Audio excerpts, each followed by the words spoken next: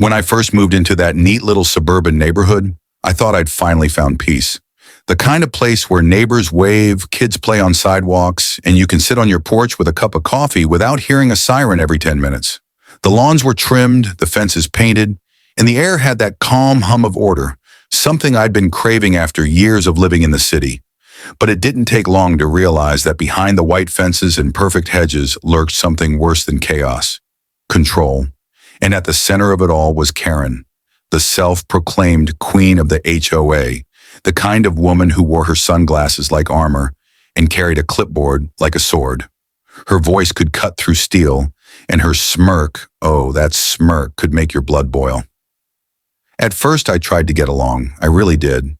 When she came over a few days after I moved in, I welcomed her with a polite smile. She introduced herself as the HOA's neighborhood compliance officer. I remember thinking, who even elects these people? She handed me a packet of rules thicker than a college textbook and said, "We have a standard to uphold here, Mr. Miller. I'm sure you understand." The first few weeks went fine until the letters started coming. Your garbage can is visible from the street. Your porch light is too bright. The color of your shutters doesn't match the community palette. Every notice came with the same passive-aggressive tone, as if she were the law herself. And every time I fixed one thing, she found another. I shrugged it off, thinking maybe she was just doing her job a little too seriously. But then things got invasive. One Saturday afternoon, I was washing my truck when I caught her standing in my yard, measuring my mailbox post with a tape measure. When I asked what she was doing, she said flatly, "Ensuring compliance." I told her to get off my property. She rolled her eyes, muttered something about residents needing attitude training, and strutted away like she owned the place. That was the first real red flag. A few days later, I came home from work to find my front door slightly ajar. For a moment, I froze. I could feel my pulse pounding in my ears as I slowly pushed it open. Inside, everything looked normal. Nothing was missing. The TV was there. My laptop, wallet, everything. But the air felt wrong, like someone had been there. The faint smell of floral perfume hung in the air, one I recognized immediately: Karen. I checked my security camera footage, and sure enough, there she was, marching up my steps, glancing around, and then unlocking the door with what looked like a key. She stepped inside confidently, stayed for maybe 10 minutes, then left like nothing had happened. My hands trembled with rage. She didn't just cross a line, she bulldozed through it. I stormed over to her house, knocked hard enough to rattle her glass-paneled door. She opened it with the same smug grin. "Ah, Mr. Miller," she said sweetly. "What seems to be the problem?" "You broke into my house," I said through clenched teeth. Her eyebrows arched in mock innocence. "Broke in?" "Oh, don't be dramatic. Your door wasn't locked." I stared at her in disbelief. "That doesn't make it okay," she shrugged. "I had to make sure everything was in order. I thought I saw a violation through the window. It's my duty to inspect community properties when I suspect non-compliance." My blood boiled. "You had no right. You ever step foot on my property again without permission, I'll call the police." That finally cracked her calm exterior. Her tone turned icy. "I am the HOA. You should be careful who you threaten, Mr. Miller." I didn't respond.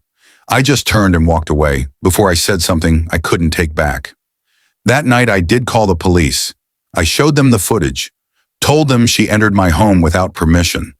But after a long sigh, the officer said, "Since nothing was stolen or damaged, it's considered a civil issue.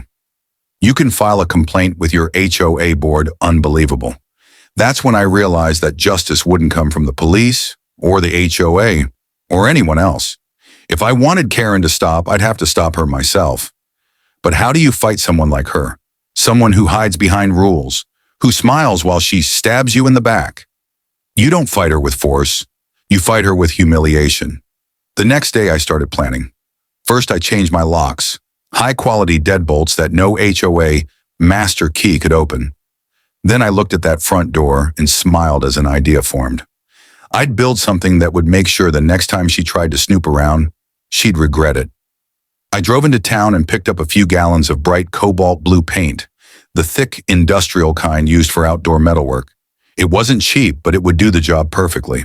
While at the hardware store, I also grabbed some fishing line, hinges, and a few buckets. The cashier gave me a curious look. Painting project? He asked. I smiled. Something like that. When I got home, I got to work. I set up a simple mechanism, old school but effective. Using a series of tripwires, I balanced two large buckets of paint above the door frame, attached to a spring latch. It was simple physics. Open the door, release the tension, and splash.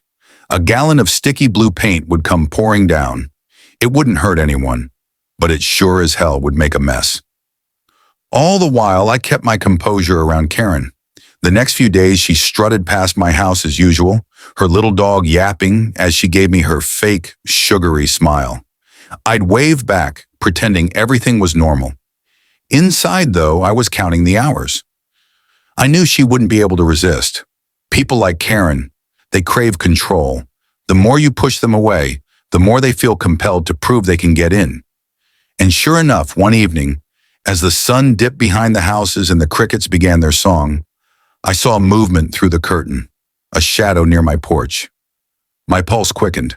I turned off the lights, moved silently to the living room, and waited.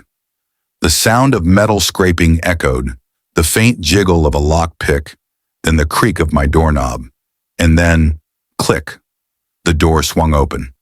Splash! A sound like a waterfall followed by the loudest scream I'd ever heard. I flipped on the porch light, and there she was, Karen, dripping head to toe in cobalt blue paint. Her hair was matted, her white blouse destroyed, her pearl necklace now tinted a lovely shade of sky blue. For a second, we just stared at each other. Then she shrieked, You monster! You did this on purpose. I smiled, crossing my arms. Oh, I didn't do anything. You broke into my home again, Karen. Consider it a home security feature. Her mouth opened and closed like a fish gasping for air. You'll regret this. I'll have you expelled from the HOA. Sure, I said calmly, raising my phone. But first, smile. The camera flash lit up the porch as I took a photo, her mid-scream, covered in dripping blue paint. It was poetic. She ran off down the street, screeching threats, leaving a trail of bright blue footprints across the sidewalk. As I watched her disappear into the night, I couldn't help but laugh. It wasn't just satisfaction, it was relief. After months of torment, I finally had the upper hand. And that was only the beginning.